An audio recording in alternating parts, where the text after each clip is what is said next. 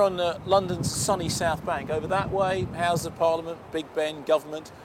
Over to my left, Fleet Street, which used to be the kind of the centre of the newspaper industry. And it's relevant for a couple of movies that are released at the moment. One of them, of course, In the Loop, which I've talked about on the blog here before. You know, a funny thing happened with In the Loop is that I interviewed Alastair Campbell about it. He sat down, he watched the movie with me. And then he didn't find it funny because there's a character in it that's kind of based on him, and he didn't find that funny. He thought it was a bit boring. But he had a go at me because I said that I thought that politics was actually venal and crass, and that was his legacy. And he said, you know, it bothers me that somebody who's apparently intelligent could say something so platitudinous as politics being venal and crass. And how amazing, therefore, that the movie opened in a week in which politics demonstrated itself to be more venal and crass than either of us could possibly have imagined, with all the horribleness around the emails. I mean, you really couldn't have made it up. Politics is venal and crass, Alastair. Sorry, read the newspapers.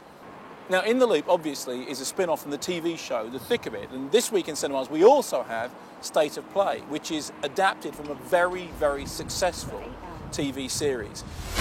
They've got 56 cameras. There are 3 blind spots in the entire system, and Sonia Baker went down in one of them.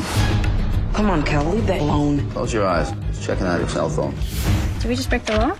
Nope, that's what you call damn fine reporting. The casings at the crime scene were untraceable. That is the mark of a pro.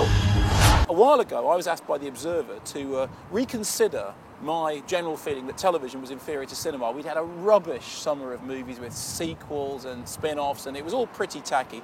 And they gave me a bunch of box sets to watch of celebrated TV shows and said, look at them and tell us whether you still think that you can argue that television is inferior to cinema. And the answer was, of course, I couldn't. And one of the things that made me start to change my opinion was productions like State of Play. Now, I like the film of State of Play. It stars Russell Crowe in podgy mode, and as you probably know, the way it works with Russell Crowe is the fatter he is, the more serious his performance. If he's, you know, sort of beefy, then he's really just doing it for fun. But if he's bloated and schlubby, it means he's doing the serious work.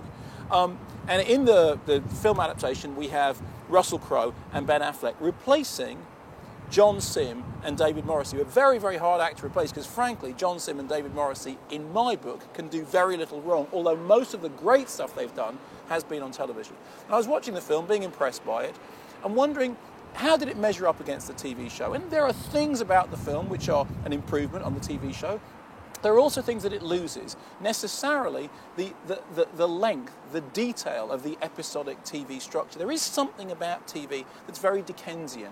Why is it that there really aren't many great Dickensian films, but there's loads and loads of great Dickensian TV adaptations? It's because the devil is in the detail. If you take the detail out, you're just left with the plot, and the plots really aren't that strong. Look at the film of Hitchhiker's Guide. You take out all the little floral embellishments, you're just left with the story. The story itself isn't much to write home about. It's those little diversions that are so important. So I started to wonder whether it was always going to be the case that a movie spin-off of an episodic TV show would always suffer from compression, would always lose something in the change, would always be somehow inferior, would leave you with that feeling that, yeah, well, it was great, but you know what, you had to see the whole TV show for that not to be the case.